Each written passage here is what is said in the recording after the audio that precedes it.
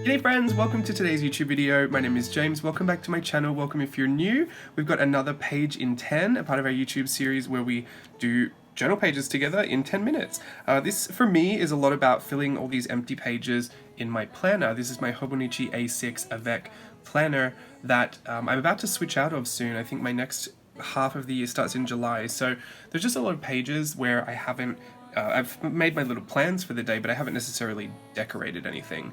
I use this as what I call a whateverly journal, so it is a planner, but it's also a catch-all for kind of photos that I have, little moments that I have, if I have to take notes, if I have to write something out. This is just pretty much everywhere, and I put anything in it, so it's whateverly. Whateverly, wheneverly, all those terms apply. So for me, this is a good way to kind of fill up these pages, just so I don't waste any of this beautiful paper. But you could do this in your regular journal, you could also do this in your planner, you could do this on the front of a birthday card, wherever you would like to play today. My intention is to guide you through it, teach you a little something along the way, but mostly just make the process easy and fun and approachable and yeah, insightful if you would like to learn something from it. You really don't have to. You can just follow along blindly and hopefully we can just have a good time together. These are 10-minute videos, but there are other videos in a playlist. We also use the hashtag #apageinten so we can find your work and just love on it on social media. But you can watch the playlist as well if you want to spend more time than just this 10 minutes today. You want to build like a little hour-long session of being prompted through journaling. Just watch 6 videos in a row. It'll be all good. I'm going to let you know what we need so we can get cracking. I'll say that today's one is very illustrating, like it's illustrator heavy. So if you want to challenge yourself to draw today, this would be a great one for you. If you're not feeling like being challenged too much, I would say this is my beginner to intermediate level of illustrating, but I am going to break down everything and it's all really sketchy and loose. So if you have these items or anything similar, these will get you through the way that I go through it. Otherwise, just substitute where you feel like it. It really does not affect the process too much. I'm using these Tombow pastel, well, they're Tombow water-based markers. These are a pastel set of rainbow. I actually don't think they came in a set. I bought some of these open stock and created my perfect little pastel rainbow there. So I have those. I also have a Pentel pigment brush pen. Did I say Tombow? Yeah. And then I have a mechanical pencil. I also have a Zig clean colored dot marker in black and a Sakura Pigma Micron 02. This doesn't really matter, but something waterproof would be great. I have an Aquash water brush and a little watercolor palette here. This is by Hungry for Paint, and I'm just going to use these darker colors. So we want some pastel rainbows to color in, and then we want a darker color for our background. I will say, I haven't timed this out. I don't even know if we'll be able to get it all done in 10 minutes. So just follow along with the sound of my voice and we'll get as far as we can go. I'll set my timer now. Here we go. Set timer for 10 minutes. Let's go. Okay, I'm gonna work on this page here. I slightly tilt my book. I'm gonna do a big oval on the side, slightly tilted that way. And then I'm gonna put 2 C shapes, one regular C shape, one backwards C shape, and then 2 smaller C shapes in there. These are the ears. They're quite low down on the face. I'm also going to put 2 leaf shapes with 2 little leaf shapes inside there at the top. These are like deer ears, doe ears. And I'm going to do 2 sticks, kind of like brackets, just in between those 2 sets of ears. I know they've got like, this little creature has like 55 ears. I'm also going to do a little loop on the edge and a little loop again. So it almost looks like an F, like a bubble letter F. I'm going to flip it around. So we'll do a loop at the end, then a little loop coming into that ear and bring it back. Little antlers. Let's put a triangle on top of the head. We can slightly cross over the top of the head there. And then a big leaf shape coming out from the base of that triangle. We'll do one on the other side as well. That is the head. I'm going to put a circle inside this circle we did at the start. I'm going to do it right down the bottom. I'm going to do it smaller. I'm not going to go any higher than the ears I made. I'm going to do it right in the center there. Make it a little small opening. Now right at the edge, so all the way out to the edge and still quite low, I'm going to draw these 2 ovals. These are really wide set eyes. And I'm going to scribble fill half of them in. I don't want to fill them completely. I like some little white space because it looks like catch lights. So we want to capitalize on the scribble. In fact, do a little scribble around the eye for me, really lightly, so it looks really scribbly. Right between those eyes, I want to put a little dash. And then right underneath that, I want to put an even littler dash. So that's the little nose and the little mouth. And we'll just flick some lashes off to the edge, because we always add lashes. All right, underneath that, I want to take a big like rainbow shape. Just hits that chin and goes all the way to the bottom of the page.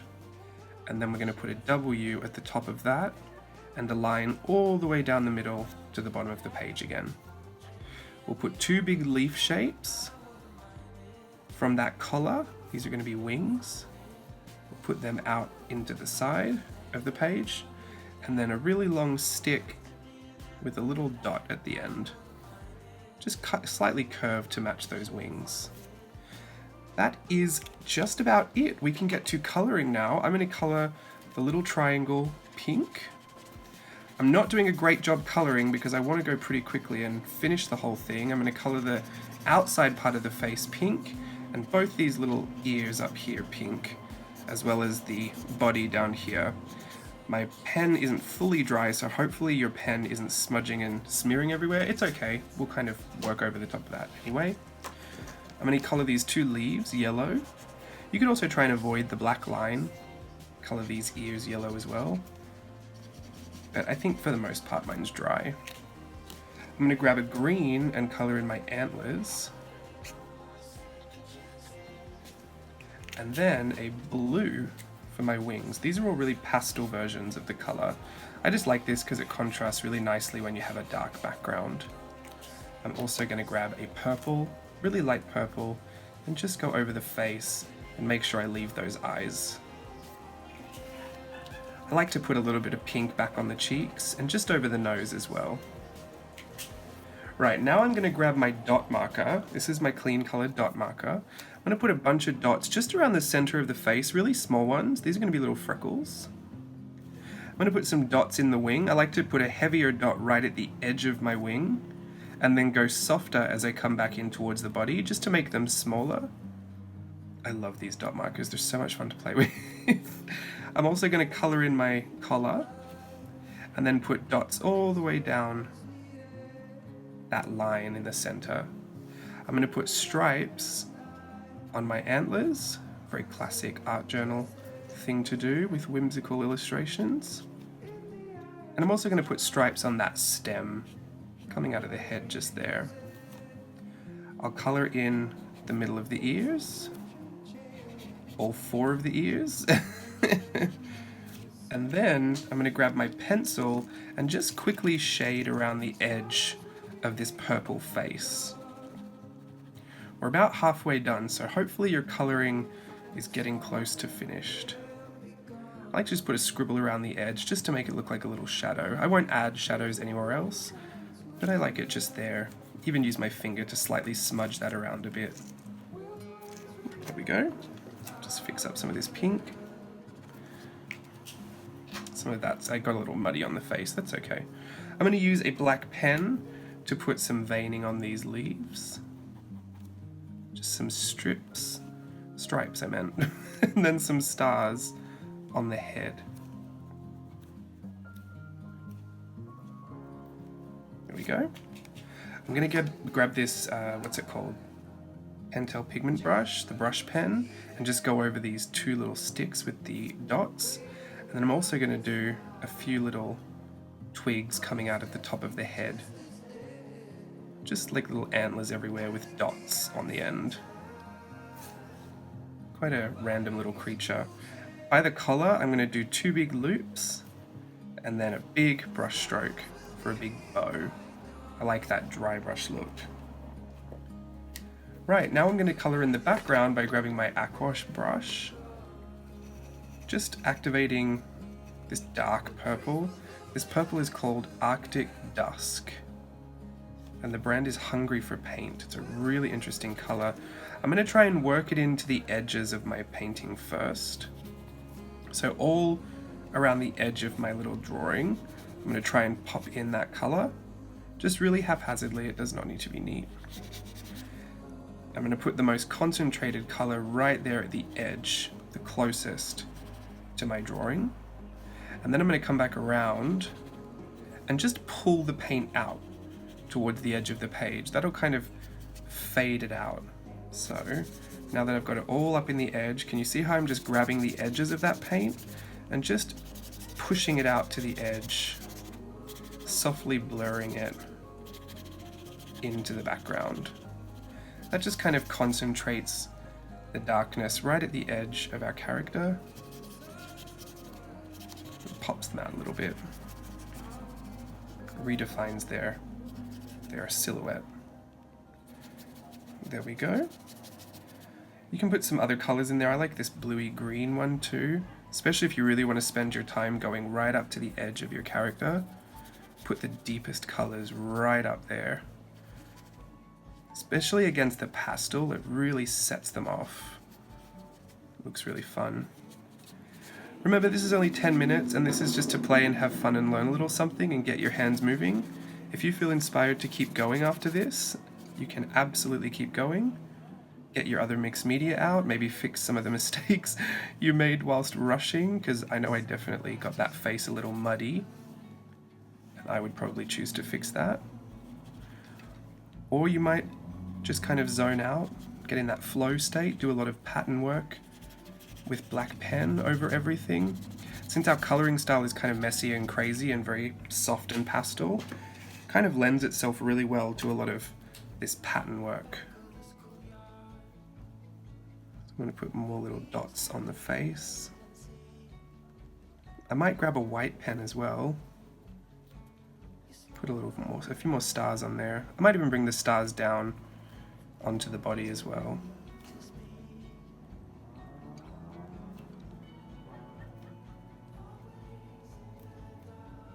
I've got about 1 minute left, so I'll have to make my final decision on what I want to do. I'm going to put a few extra sketchy lines everywhere. I like it to look really, really sketchy and rough. There we go. It's kind of a cheat to do a double sketch line. It makes it look like you kind of struggled a little bit, which means if you made something semi-decent, it looks like the struggle was worth it.